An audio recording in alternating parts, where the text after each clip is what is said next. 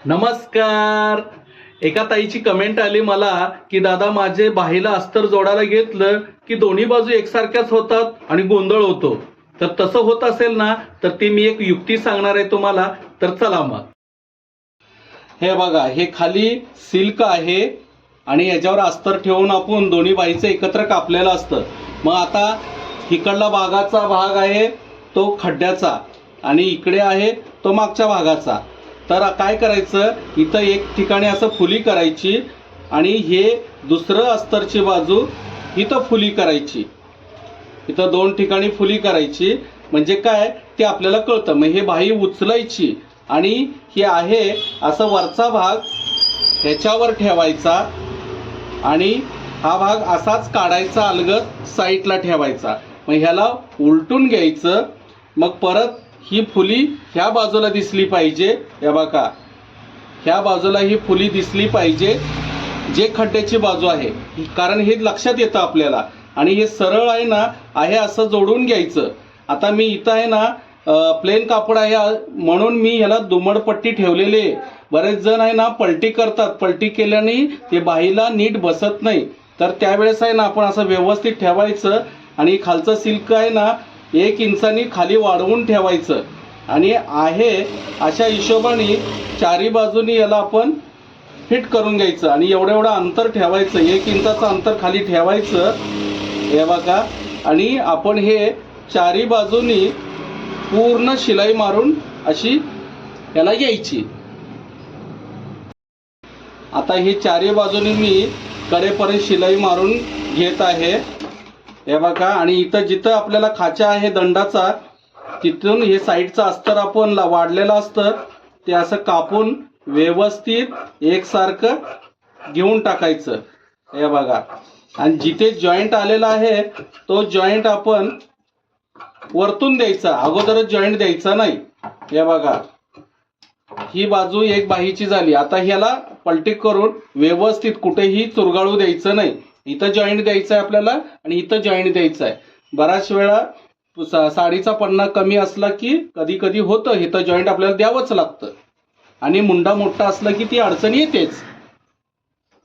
चारी बाजूनी एकत्र व्यवस्थित मी ह्याला फिटिंग करून घेतलेलं आहे.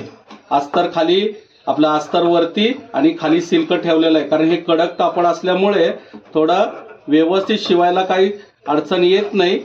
म्हणून मी खाली सिल्क ठेवलंय आणि वरती अस्तर ठेवलेलं आहे आणि हे साईडचं कापून घेतलं. हे बघा, जेवढं वाढलेलं आहे तेवढं आपण हे असं कापून घ्यायचं. आता ही आहे याची आपल्याला दुमडपट्टी बनवायची. तर थांबा. हे बघा, हे साईडला जॉईंट द्यायचं असलं ना पहिलं सिल्क फिट करून घ्यायचं आणि मग वरतून जॉईंट धरायचा, कारण हे निघून जात नाही. याला पक्क व्यवस्थित राहतं आणि याच्यावरतून असं नख मारून याला प्लेन करून घ्यायचं आणि जेवढं अस्तरचा भाग आहे तेवढा आपण ह्याला फिट करून व्यवस्थित घ्यायचं. हे बघा, बघू शकता तुम्ही.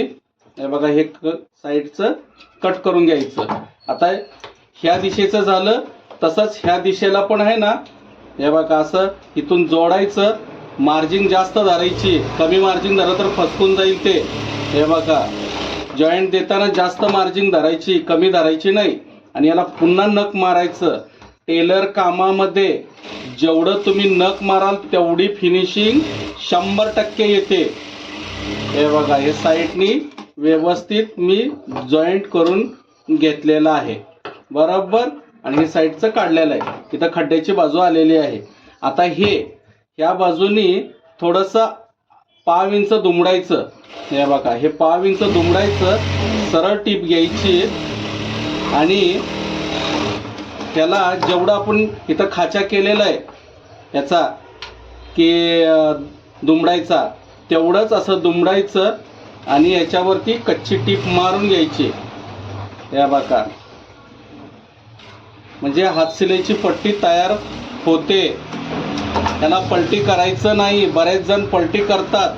मग बघा तुम्ही, हे व्यवस्थित असं धरायचं आणि इथं टोकाला आणि ह्या टोकाला बघायचं आणि हे साईडनी वाढलेलं असतं कापायचं आणि एकसारखं करून घ्यायचं. हे बघा, आता ही एक बाही झाली, इथं फुली मारली होती ह्या खड्ड्याची. दुसरी बाही आपल्याला खड्ड्याची बघायची आहे. तर हे समोरासमोर खड्ड्याचा आकार आलेला आहे, हे लक्षात ठेवायचं, मग अजिबात अडचण येत नाही. ही एक बाही झाली ह्या दिशेने आणि ही दुसरी एक ह्या दिशेने बाही झालेली आहे. बघितलं ना, हे समोरनं खड्डा आहे, हे समोरनं खड्डा आहे. मग आता चुका होणार नाही.